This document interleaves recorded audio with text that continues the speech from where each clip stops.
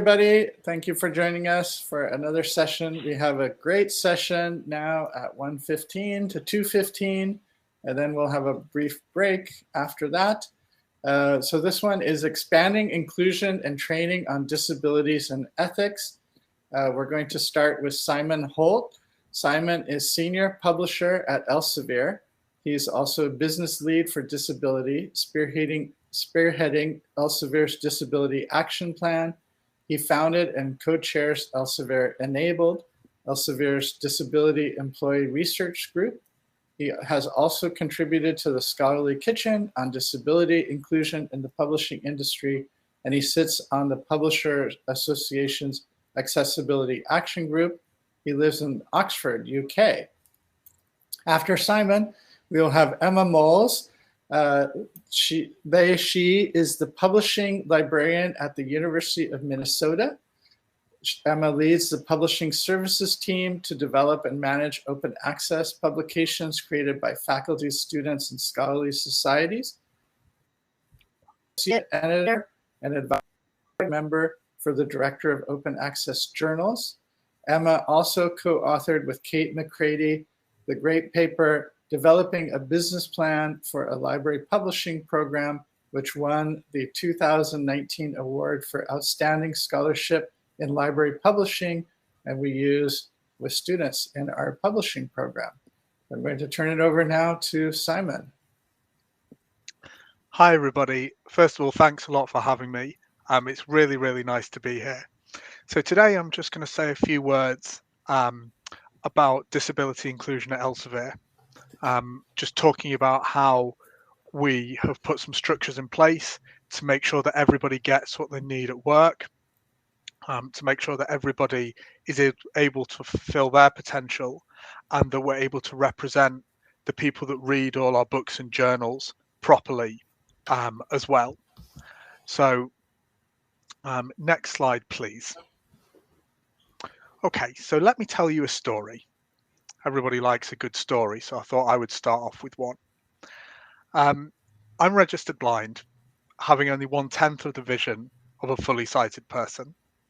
I remember the first thing that I learned after university was that 75% of people like me don't have a job.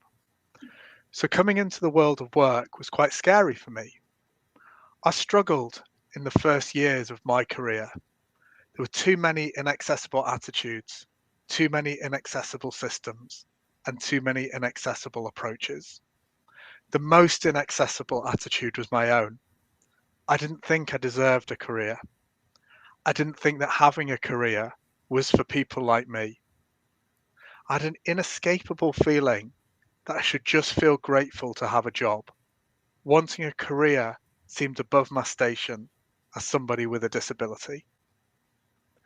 In 2013, I had an interview with Elsevier, and I was lucky to be interviewed by somebody whose daughter also happens to be visually impaired.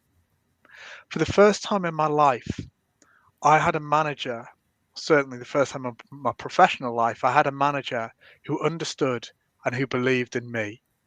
Because she believed in me, others believed in me. And because others believed in me, I believed in me. This meant that I started to be able to show what I could do and to deliver value for the business. A few years on, I feel strongly that any successes I've had in my professional life is not despite having a disability, it's because I have a disability and the problem solving, adaptability, and relationship building skills that I've learned along the way. This story is important for two reasons. Firstly, I think we can all empathize with what it's like to have a manager or a teacher or somebody in your life who believes in you. Second of all, I don't want people like me to have to rely on luck to get into or to succeed in the publishing industry. But it isn't just about me.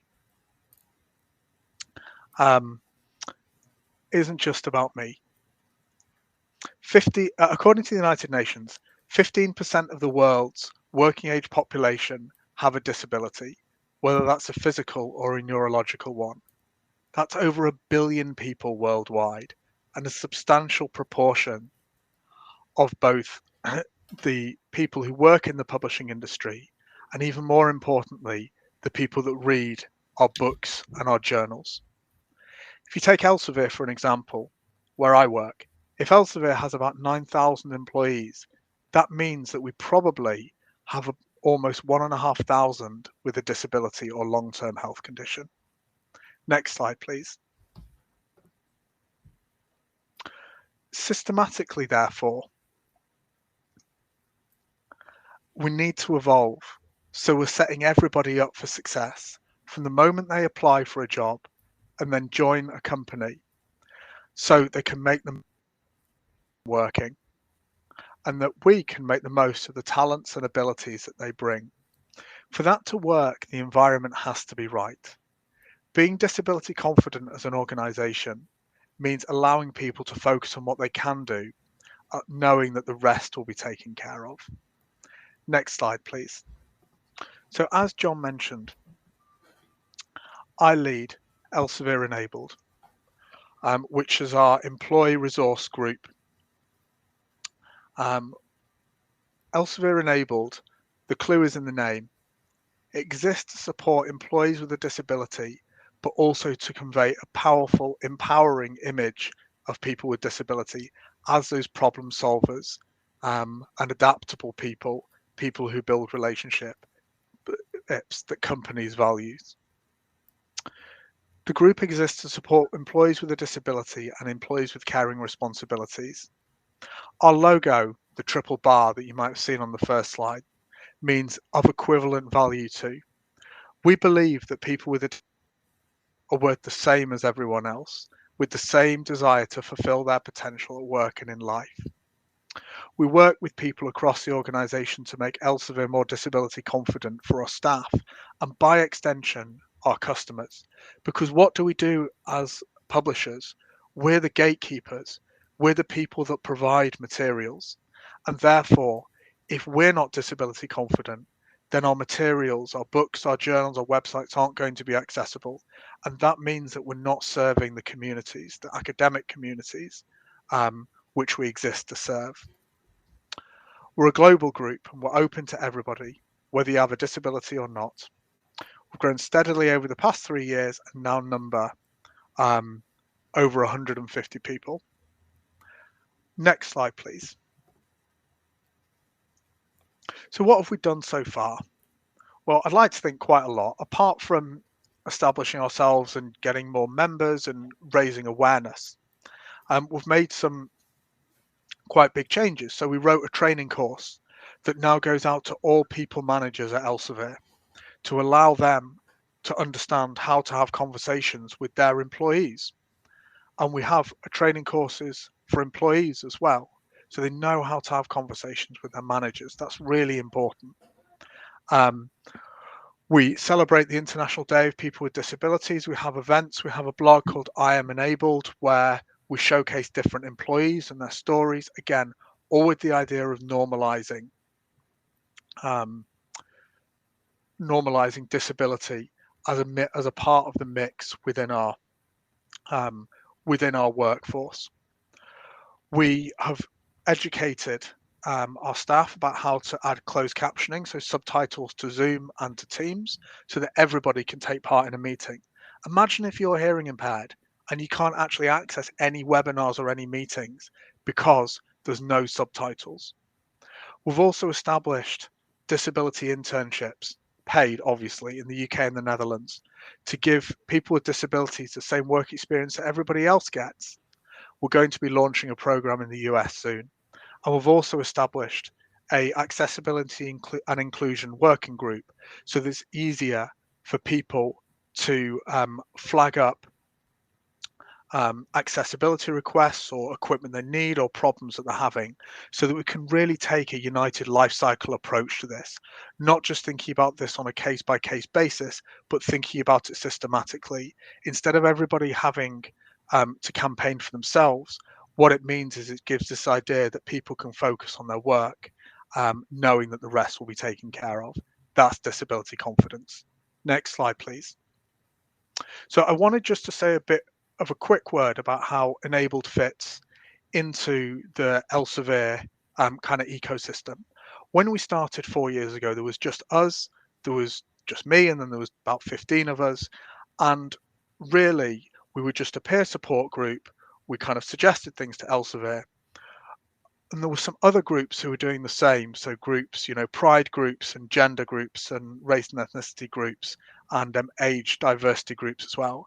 And over time, the business has really started to take this seriously, not because it's the right thing to do, though of course it is the right thing to do, but because they've seen that setting people up for success in this way allows the company to perform better, because it means that we're better serving the needs of our customers. It means that people are more productive and they're happier at work. But it also means that people are better equipped to help each other in terms of training and in terms of psychological safety. So Elsevier hired a global head of inclusion and diversity and set something up called the I&D Forum. What this means is it gives structure and training for people like me, community leaders, if you like. And what it means is that instead of us just being a kind of slightly unprofessional ragbag, it means that we have a proper executive sponsor. It means that we can talk to the real decision makers, and it means we can work together to make the organization. That's great for staff, but it's also great for Elsevier, because what it means is that when we're thinking about, for example, the language we're using in job adverts, or we're thinking about what kind of images we're using in our textbooks, or we're thinking about how accessible our websites are, it means that they have a group of experts, whether that's in disability or it's in gender or it's in race and ethnicity, that they can come and talk to and say, does this resonate? Does this work? What are we not thinking about? And it means that instead of it being the people versus the organization, it means the people and the organization. And that's, as a grassroots organization, how you make it work. You resonate with people in terms of the emotional stuff that I talked at the beginning about personal stories, but you also have to use the business language to say, hey, you should do this, not just because it's a good thing to do, but because it will help the organization. That's been the sweet spot for success for us. Next slide, please. And so finally, I wanted to just outline next year.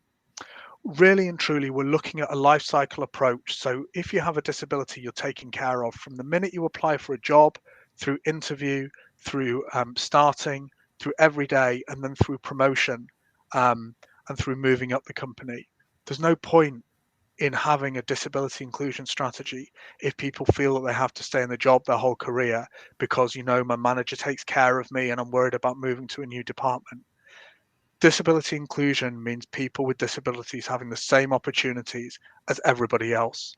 So here what we're doing is we want to be the employer of choice. So we're looking not just at our employer branding, but also doing an audit of our application system, our interview process, etc., to make sure that people with disabilities can actually move through the system, and that you don't find that you get to an interview and you have a task that's completely inaccessible for you. That happened to me earlier in my career and it wasn't much fun. We're looking at expanding our manager disability confidence training, which is great, getting even more people to do that, to sign up. We're doing an audit as well of all our internal systems. What you often find in publishing is that the customer facing systems are really quite accessible, but the ones that staff have to use every day are really not. That's not fair. That's not inclusive at all. So we're looking at our internal systems to make sure that they're accessible too. And then finally, we're talking about being an advocate for disability inclusion in the wider world. That's celebrating events like this, like International Day of People with Disabilities. It's doing things like this, and also it's doing things you might have seen some of the posts I've done for things like the Scholarly Kitchen or panels that I've been involved in at things like SSP and ALPS. So we're trying to take a life cycle approach to this. There's always things we can do better. Of course, it's an evolving journey. I think it's fair to say we're probably still near the beginning of the journey. But actually, if we started off with just me having an idea that we could form a group 4 years ago to what we've got now, I feel like we've come quite a long way. Thinking about what others could do, diversity and inclusion is not a competitive sport. So we all have to help each other. One day I might want a job at your company. Who knows? You might want a job at Elsevier. We all have to help each other, but also here, it's not just about disability or race or gender. It's about everybody helping each other, being more inclusive and seeing where we unite, where we overlap, where we can work together for the good of ourselves and of the businesses that we work for. Thank you very much.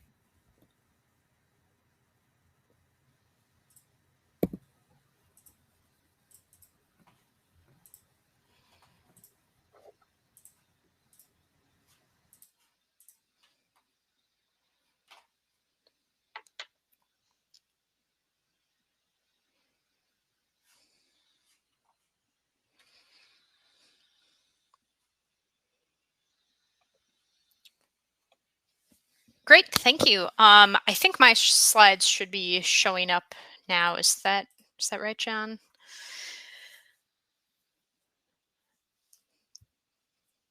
I don't see them yet, Emma. Let's see. Let me try again here.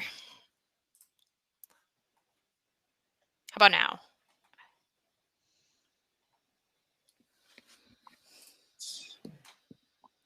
Nope.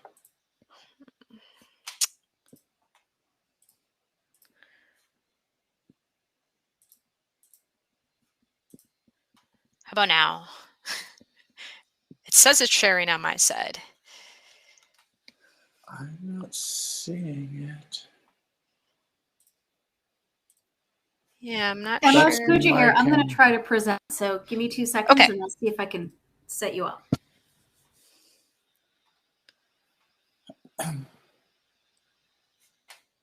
I think you need to stop sharing though. Yep, got it.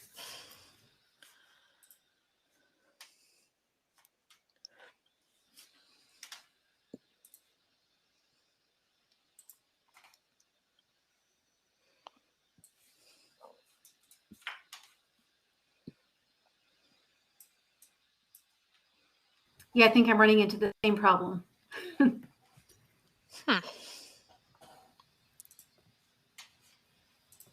Slides on screen now.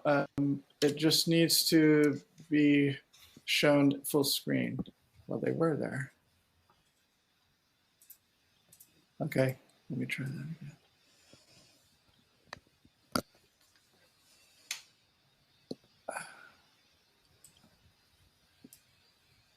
Hey, there we go. Great.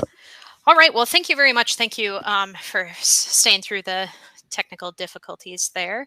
Thank you, Simon, for your presentation. I did want to start my presentation with a little bit of context, in part because my publishing operation at the University of Minnesota Libraries is significantly different than Elsevier. So I am going to share briefly just a little bit of the background. And John, it looks like the layout switched again here.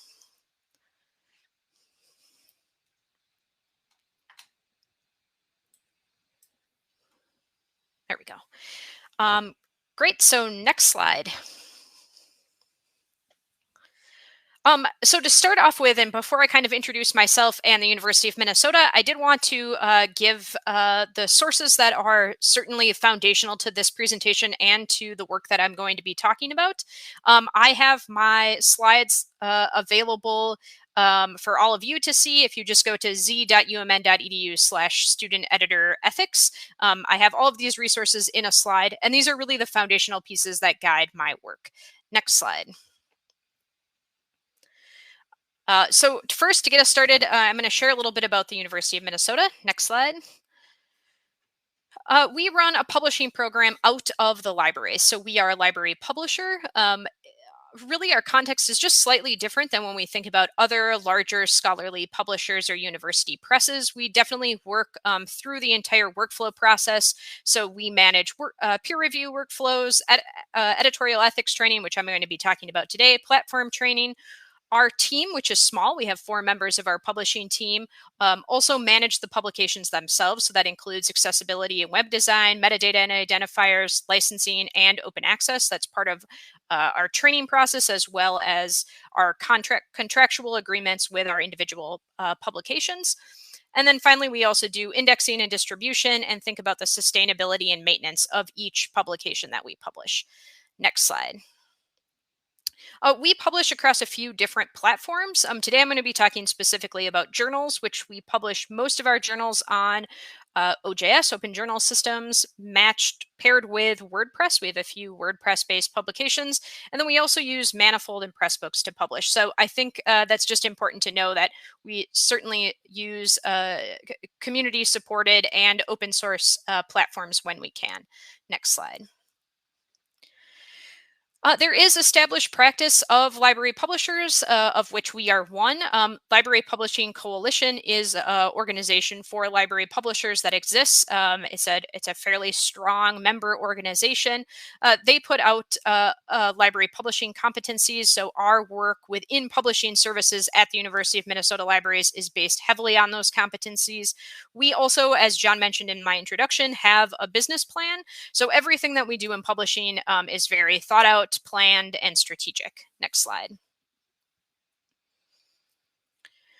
Our publishing program is built on 10 principles, and these are highlighted in our business plan, which is publicly available. But I think when we think about ethics and the topic that I'm going to talk about today, there's really a few principles that sort of stand out and highlight sort of where our ethical training, but also our diversity, equity, and inclusion training lies. So those are that everything we publish, the creators retain their copyright. We do not deal in the business of copyright transfers or intellectual property right transfers.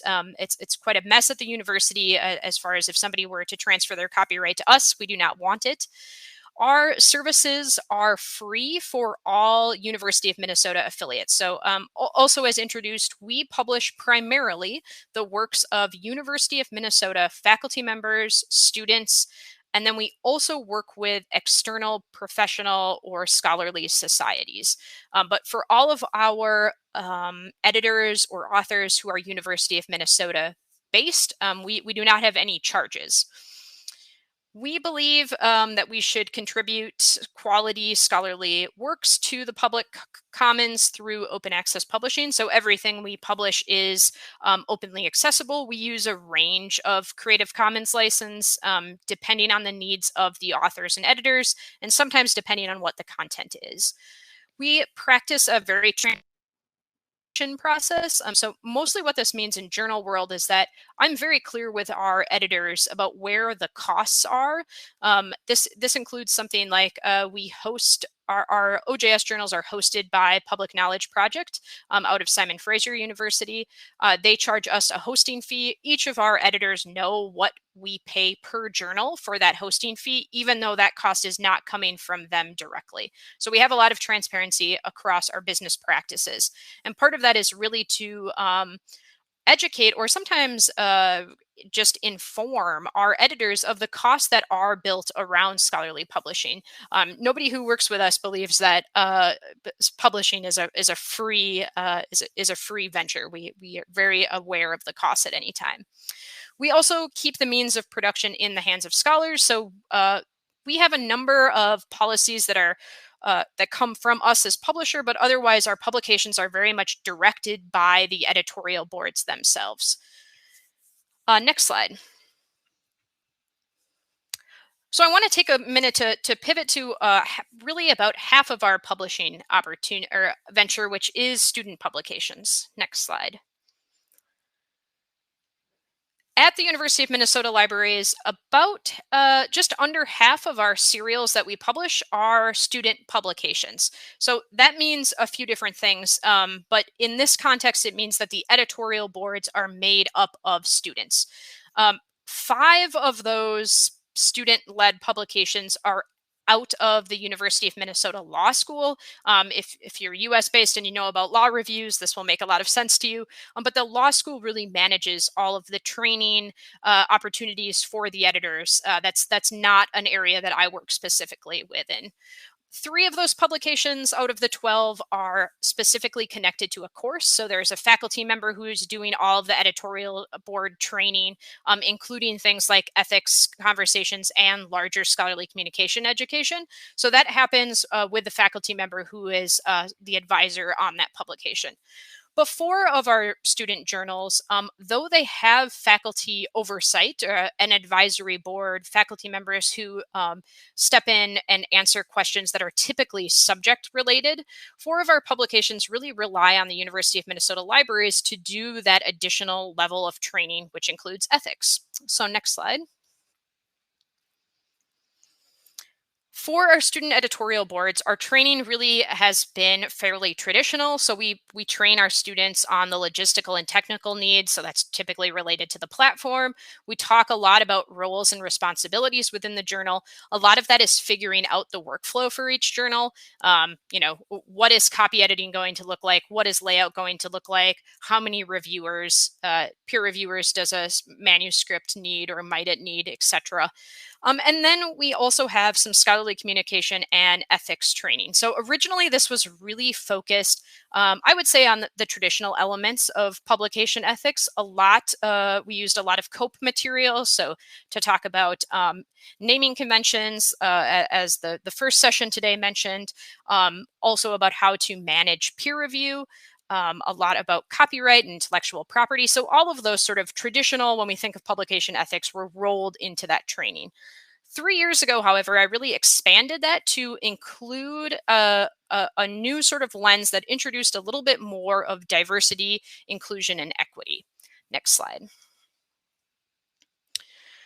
So when we think about the training that I'm calling ethics, but really it's much larger than that, and also includes scholarly communication pieces of this. I think it's really important to know that when I'm working with students, these are students who are graduate students and undergraduate. So we have undergraduate run journals and graduate student run journals, but it's really important to do a lot of large scale, high level scholarly communication training. And this can expand beyond publishing. So thinking about the scholarly communication environment, what it means to be a reader right now in the world, what it means to have access to things, how that might change after you graduate. So a lot of these are the sort of library-focused information literacy pieces that are really crucial to help our students understand what is their role and what is the journal's place as an open access journal. This also allows us as a publisher to really remind students that student-run journals are important. They do produce research. They're something that we are invested in, and we want to see them to be long-term and sustainable. I now have most of our training centered around diversity and equity, and I'm going to talk about why that has really worked well for us and what I hope to do in the future. So next slide. Right now, our training format updated. I meet with right now 3 of our journals that have really piloted this new sort of form of training. Right now, I meet with all of them, obviously, over Zoom. A couple of years ago, that was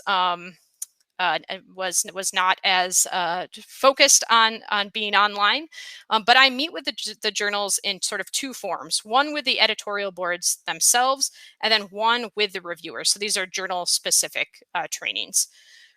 I present a number of things to the students, so it's part educational, but then we break into small groups and discuss amongst ourselves sort of what might have been interesting, how this could impact the specific journal, what their role in the journal, how it may be impacted by some of the topics we're talking about.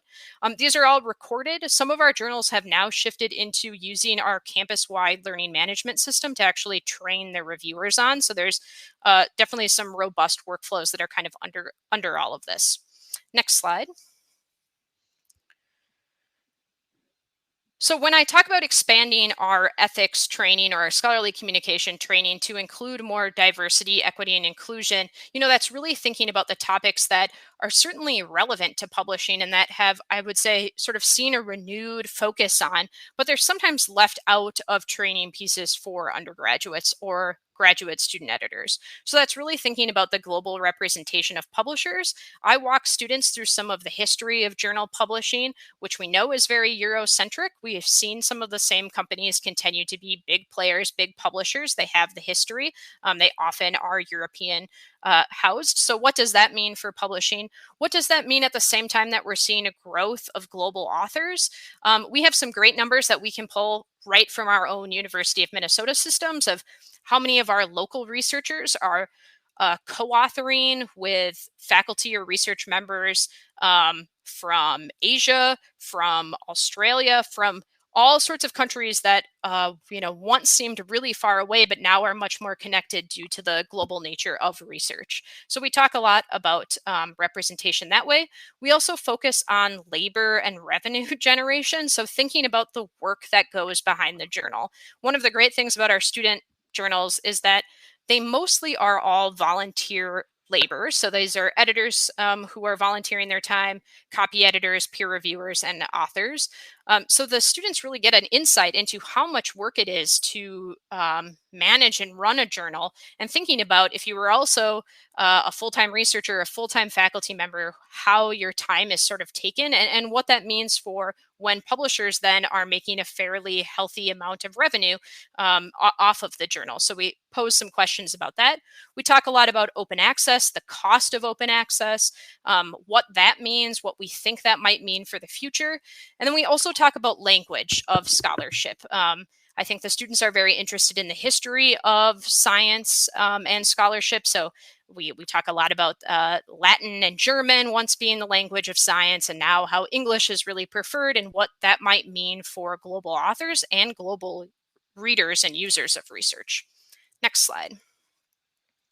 So these are just some screenshots of the training sessions themselves. One of my favorite quotes that we talk at length about when I speak to our editorial boards of students is "The sun never set on the British Empire," which is Charlotte Rowe from the University of San Francisco, talking about that Eurocentric makeup of publishers. So what does that mean? The students really like this. There's a video of Charlotte giving a speech on this. We watch a portion of that. It's really interesting to the students. I think it also places maybe the history with the local or current context, which they really enjoy.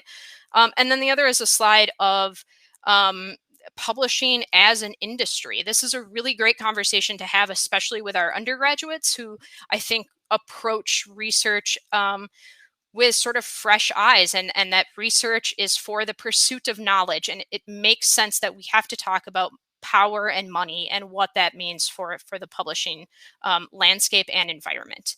So next slide. What we know from doing these trainings is that talking in larger terms about ethics and about diversity and inclusion is really essential to our journals, and it's essential to our editors. I think the fact that they are students really just strengthens the case that we should have these conversations. It certainly does not lessen it. So next slide.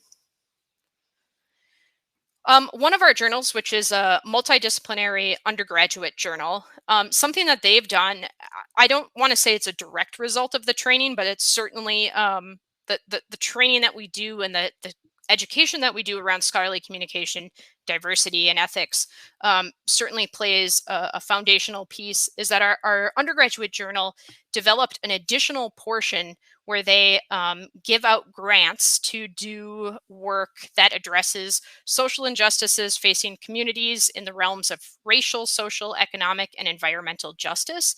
This was actually a really great thing that the students thought of. They thought, well, there's certainly work that undergraduates are doing that can't really be summarized in an article. How can this journal support work that maybe isn't something that necessarily needs to be peer reviewed, or it's not something that is written about? What if it's more of an act? So they created these mini grants to encourage students to go out and do that work. So this is, I think, a great way that shows how critical our students are thinking about scholarship and about research in general. Next slide. Our public health review journal, which is led by graduate students in the School of Public Health, they have really thought carefully, even from the inception of their journal, about diversity, equity, and inclusion, and sort of the ethics that come up in being a journal. And part of that, I would say, is certainly related to the fact that they are a public health journal that launched a year and a half before a global pandemic. So this journal actually put out a statement last summer. The University of Minnesota is partially located in Minneapolis, Minnesota, which is where George Floyd was murdered. And thinking about what was the role of research, of academic pursuit, and of journal in a time when the city was really going through some racial reckoning. What did that mean? I think our graduate students really had some great conversations about, well, what does that mean for us, a journal? So one of the things that they did was put out a statement, and part of that was to acknowledge that journals certainly have a place in a long history of inequities and silencing of some voices and uplifting other voices. So this journal, certainly, I would say, diversity, equity, and inclusion is so ingrained into their purpose of a journal that it only makes sense for me to include that when I'm talking to the journal about how to be an ethical editor, how to be an ethical editor board, how to have ethical peer review. So once again, just really foundational to the journal itself. Next slide. The thing I finally want to say is, being a library publisher, I feel like I'm really in a great position to think about our current undergraduates and our current graduate students as really being the future faculty editors, the future research editors of big name journals. I work with students who go on to some of the best graduate schools, who get professorships, and I have this great moment where we can talk about scholarly communication in a way that is discipline agnostic, that's inclusive. And I don't know always if those students are receiving that somewhere else. So I really see this moment of being a library publisher as a great time to have these conversations that push the boundaries of what do we mean when we talk about publication ethics? Well, we don't actually just mean here's the procedure for how to make a name change, but why are we doing that? So these larger conversations are really a key moment for us, and I'm happy to be at a place where we can have those conversations. Next slide. So I think that's it for me. As I said before, my slides are available, and I'm happy to answer any questions in our time that's left for questions. Thank you.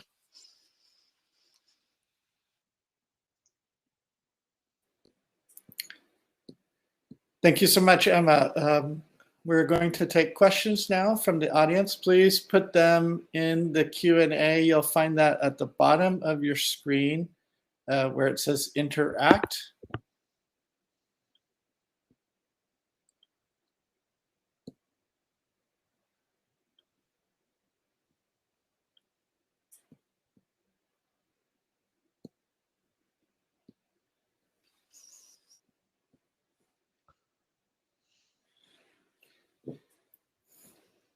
We don't see any questions yet, but I'll start with a question for Emma. Emma, when you're training students, are they very surprised at all the complexities of the publishing industry and publishing business? I think sometimes because I still pitch it to them as training, they're surprised that I thought this was just going to be a where do I click an OJS type of training. So sometimes they're surprised at that. But I think the larger takeaway actually is I am very impressed and surprised by the types of questions that they have in return. I would say like some of them are questions that need to be answered by like seasoned publishing executive. Some of them probably need to be answered by like a philosophy professor or something. But we really have some great conversations about where things might be moving. I would say the biggest and most that the topic that always raises the most questions is when we talk about access and open access. I think article processing charges or open access fees are really confusing, even if they have a fairly firm understanding of like a subscription is fairly straightforward, right? So I think that really gets complicated. And anytime we talk about money, it's complicated. And I think that's always my point, is like, it should be complicated. You're always going to have questions. It would be weird if you didn't have questions about it.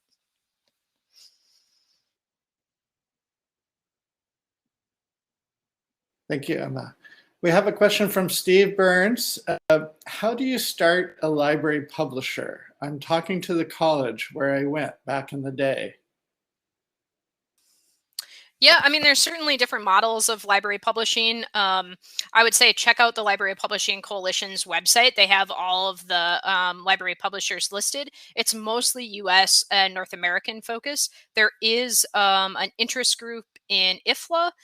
So if you type in like IFLA library publishers, there'll probably be more. At least you can see a list of them. But there's a lot of different types of library publishers. Some publish only scholarship from that specific university in which they're housed. Others, like where I work, take scholarly society journals as well. So there's a lot of different flavors. I would say start with those two resources, Library Publishing Coalition probably being my go-to.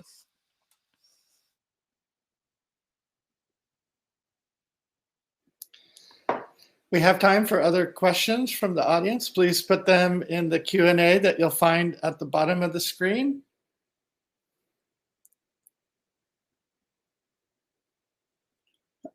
We have another question from Steve. I'm creating an e-journal for my organization. What would be your suggestion for the open platform?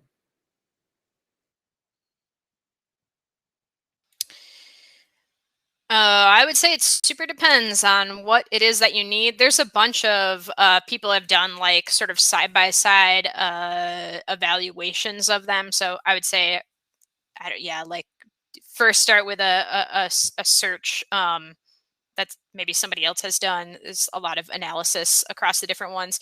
I would say it also really depends on what each platform has to offer for you, what type of content you need. I can't, I think, and this will connect to Simon's presentation, is that really think about accessibility first. There is nothing worse than going through a 300-page, 500-page book and adding alt text after you've already done the thing and lost all of the people. So think about that first. I just want to tell a little story relating to this, and actually, Emma, maybe connecting up to your presentation about how far we've come. So I was at university in the mid-2000s, so long enough ago, but not that long ago. And obviously not being able to read print books, ebooks were just in their infancy. And so the librarian said, "Oh, don't worry.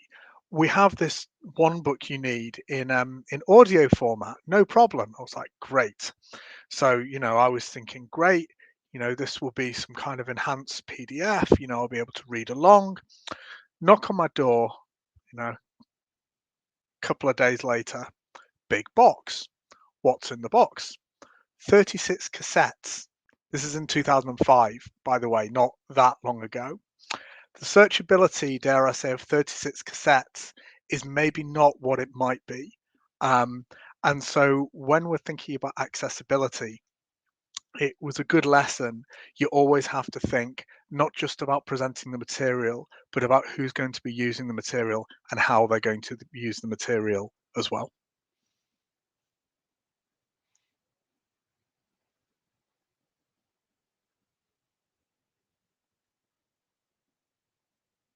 Thank you. We have another question from Violet Lane Ruckman. What are the biggest differences in training for faculty publishers versus students? What are the main reasons the trainings are not done as one? Yeah, trainings are not done as one, just logistical. We usually do all of our trainings journal specific. I mean, you saw the numbers. We don't have a ton of serials. The other thing is the the faculty editorial boards, they're around for a lot longer. Students at the most, I have them maybe for 3 years. It's very unlikely that there's a first year student. So student editorial board involvement is usually 2 years. That's our average, one in some cases. Law journals, for example, they only have, they switch every single year. So part of it is just the turnover that exists. For me, and this is very personal to the fairly small amount of faculty-run journals that I work with. Faculty-run journals, typically the editors have worked on other journals, so they come in with some fairly clear expectations, which is great for us because sometimes it can push us further. I have editors who are also editors on journals published by Elsevier, published by Wiley. So they might come in and say, hey, you know what? My other publisher has this really great tool to do this one specific thing. What do you have available for me? Students typically don't have that level of experience. So a big part of that is that. I would say our faculty training, we do some of the same conversation around scholarly communication. It's a little bit harder, and it is certainly not because our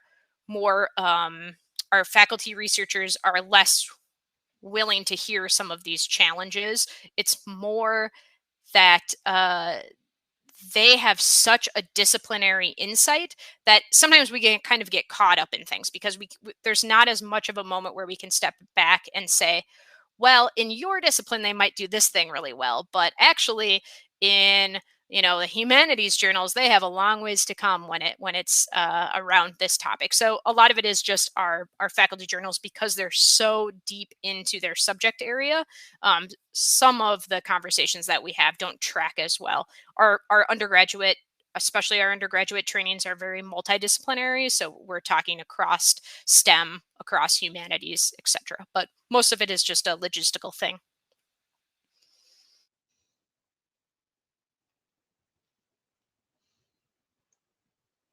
Great, thank you. We have a question for Simon. Is the Elsevier enabled training course publicly available? And also for Emma, would you please share the URL for the presentation materials? She did share that previously, but I will also put that in the chat. Simon? It's not publicly available, but that's not a policy thing. Nobody's ever asked for it before. So, very happy to share it if anybody wants it.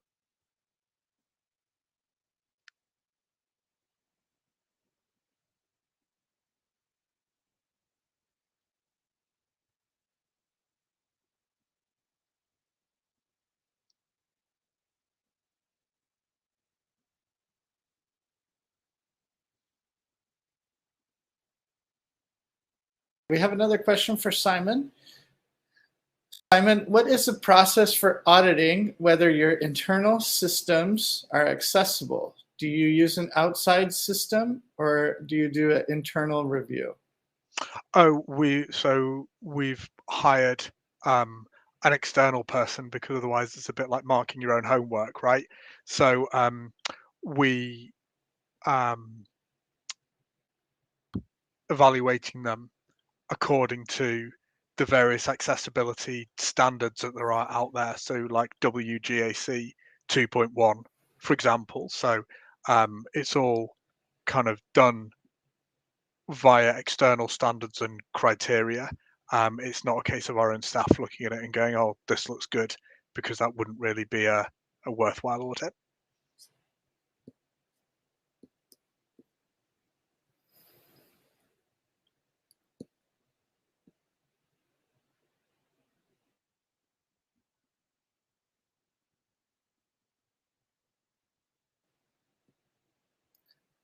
Okay, do we have any other questions from the audience?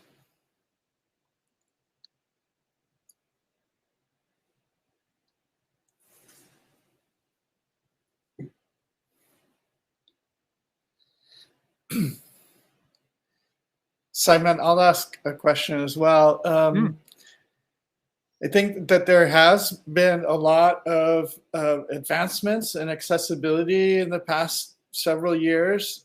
However, I still know that many publishers are saying it as, we'll do what's needed for legal purposes, but it's so expensive to do. Do you find that the price of accessibility is going down, and that publishers should make it a routine part of their business? So I think it's a lot cheaper to build than repair, right? And I think a lot of the expense comes with trying to take some pretty ancient systems and retrofit them to make them accessible later on. What we're tending to find that as legacy systems get replaced, accessibility is becoming more viable in terms of, because you can build it into the initial iteration, um, it becomes a bit more cost effective. We're also seeing that it's becoming a lot more normalized. So, for example, in Zoom and Teams, for example, and also if we think about the accessibility features on something like the iPhone or on other, Android devices, this is something that people are really wanting and demanding now. Audiobooks, for example, used to be something that were just for visually impaired people. Now people listen to Audible books all the time. And similarly, ebooks again started off as something for people who couldn't read print. Now ebooks sell, in many disciplines more than print books too. So I don't see it as an either or. I see it as accessibility becoming normalized and being integrated into mainstream society. Obviously, yes, the cost is decreasing.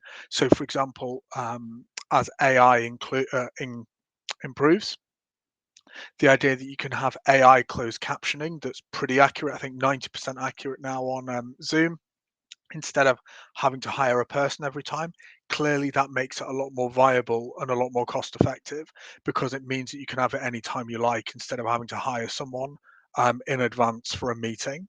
So I think certainly they should. Obviously, I'm going to say they should, right? Because I'm a kind of a campaigner, right? But I also think that it's becoming not only more commercially viable, but it's getting harder to find a reason not to do it as well, and it's becoming a real value add as opposed to the right thing to do.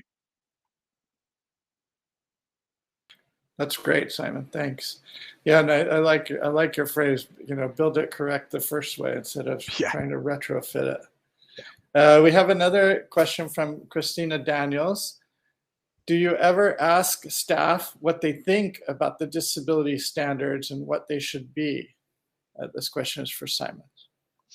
I think the term disability standards is quite complicated, mainly because the definition of disability is slightly different from country to country, right? So therefore, that's why it's quite hard to get data about people with disabilities in the same way as you might be able to with gender or with ethnic background. So in terms of what people think about them, I think we're always, this is an evolving discipline. I think it's fair to say.